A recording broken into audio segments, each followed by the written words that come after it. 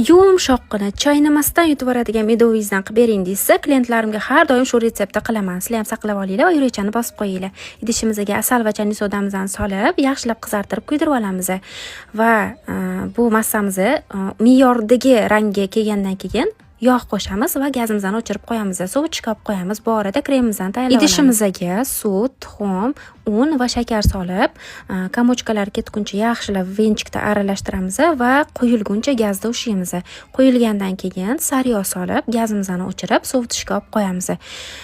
Endi xamirimizni ko'jlarini tayyorlab olamiz. Idishimizga tuxum, shakar solib, baravar mikser qilib, ko'payib bo'lguncha mikser qilib olamiz va sovigan asalli va yog'li massamizni qo'shamiz. Yaxshilab mikser qilib, asali qolib ketish kerak emas, bitta massa bo'lib olish kerak. Mikserlaymiz. Shunaqa un solamiz. Razrahlitel solamiz va yaxshilab kamochkalar ketguncha bitta однородный massa qilib ko'jlarimizni xamirini tayyorlab olamiz va 3 ga bo'lamiz. Agar siz listingiz kichkinaroq bo'lsa 4 ga bo'lsangiz ham bo'ladi.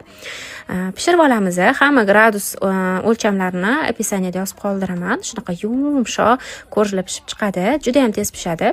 Endi kremimizni sovigan bo'lsa tayyorlab olamiz. Yaxshilab mikser qilamiz. Shunaqa воздушный krem bo'ladi. Ichimdan vanilin qo'shib turib, medovый ko'jlarimizni mana shu воздушный krem bilan yaxshilab kremlab olamiz. Ustiga chetidan chiqqan urug'larni sepamiz va maza qilib, momiqqina, do'mboqqina issiq choylar bilan iste'mol qilamiz va buni yaqinlarga jo'natib qo'yamiz.